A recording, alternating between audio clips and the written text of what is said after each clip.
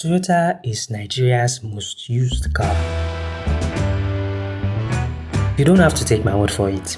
Stand on any road in a major Nigerian city and you'll have your answer. Before Toyota and other Japanese cars ruled Nigerian roads, European car makers like Peugeot and Volkswagen dominated the market in the 70s and 80s. These brands had local vehicle assembly plants in Nigeria.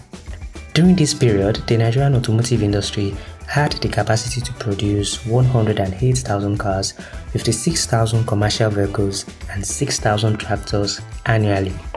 Under the federal government's second National Development Plan, negotiations were made with European car makers to assemble cars in Nigeria using completely knocked down parts, or CKD. We had assembly plants like Peugeot Automobile Nigeria Limited, built in Kaduna in 1975, and Volkswagen of Nigeria Limited, built in Lagos in 1978. But by the 1980s, things started to go downhill.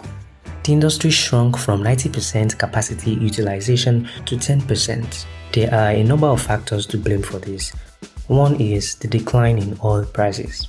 You see, many of the assembly plants depended on the government, and when oil prices dropped, the government could not support. Poor policy implementation, inflation, and all-round bad economic conditions led to the closure of many of the assembly plants. We had to resort to importing used cars. By that time, Japanese cars already had global dominance. Their cars were not just affordable, but also fuel efficient and durable. That durability won the hearts of Nigerians, and it still dominates Nigeria's market to date. But here's the interesting thing. Toyota's global dominance was also born out of a failing economy. Coming off the back of the Second World War, the Japanese economy had been hit hard, and Toyota was on the verge of going under.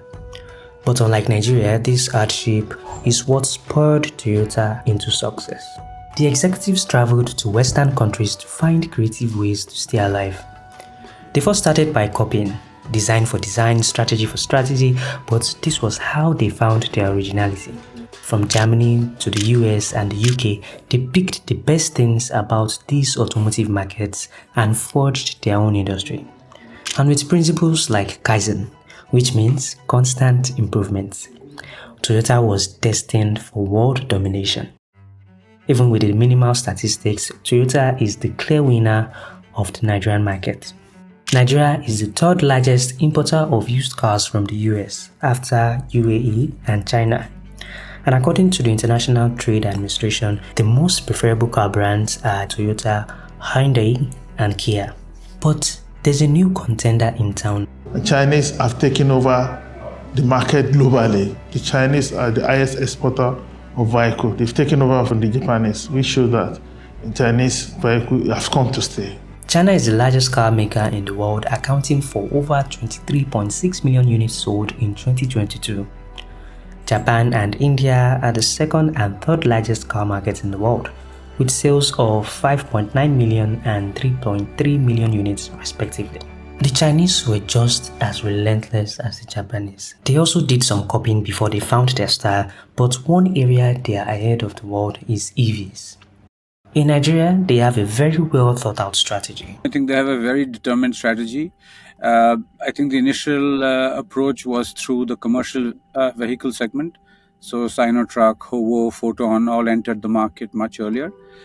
In the commercial vehicle segment, internal features or comfort features of a vehicle are not that important. So they were able to make some good headway. Soon after that, they entered the bus segment, which is either long distance bus or city bus service segment. So you see a lot of Yutong and King Long buses in the road already. Of course, then they got into the smaller truck segment. So they've already this is a very clear strategy.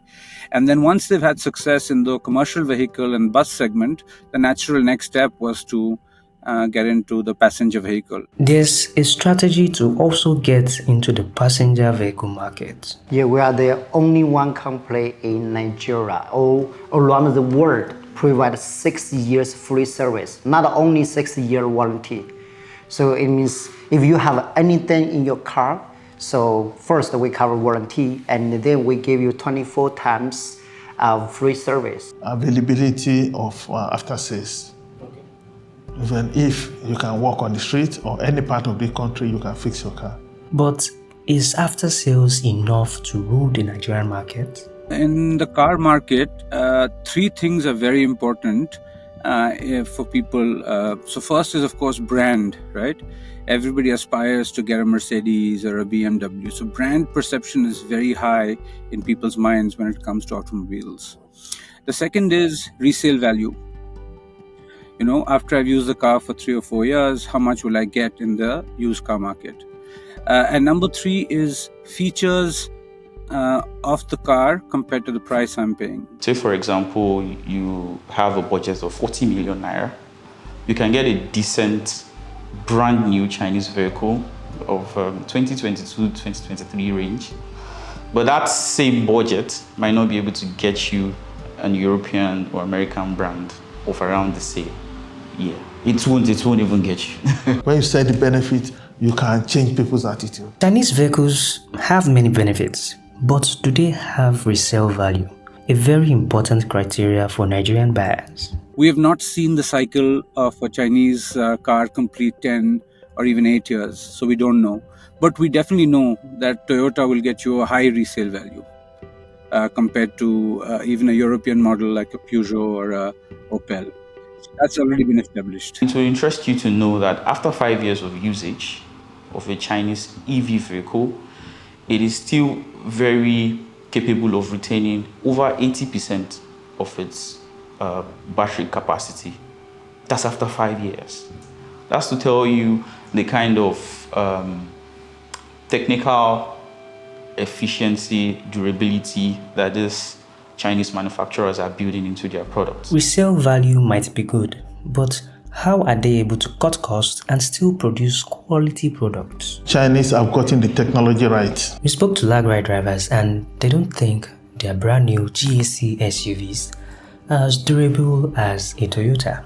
One driver said he repairs his brand new Chinese car more often than the used Japanese cars. But despite this, Chinese cars might still end up taking over Nigerian roads. They have a determined strategy, from assembling their cars in the country to huge deals with the government. But where does this leave Nigerian-owned car manufacturers? And we have one program called the local empowerment. So not only for the expatriates, so we bring so many foreigner engineers to Lagos, to Nigeria, and each engineers train 5 Nigerians. So you see, they have trained here for more than 5 years because we needed them to, we're a Nigerian company. We want to train all the Nigerian, not always to rely on the foreigner engineers, but we want a Nigerian can take the lead. Maybe not today, but definitely in the future. And the one thing I try to add is like so when you guys look at me, not a Nigerian, but I tell you something like that. As a Nigerian, I think you guys should believe in yourself. I'm a Chinese. I was born in China and grew up in China. But when I was a child, it's like 20 years ago, 30 years ago, the China situation, everything definitely is not as good as Nigeria right now. But when you go to China, you see it's definitely is kind of one of the best in the world. So why? Because for industry, for they improve ourselves. So whatever happened in China during the past 20 years, I definitely believe that will happen in Nigeria. But all Nigeria, we need to believe in ourselves. That's all. Thank you.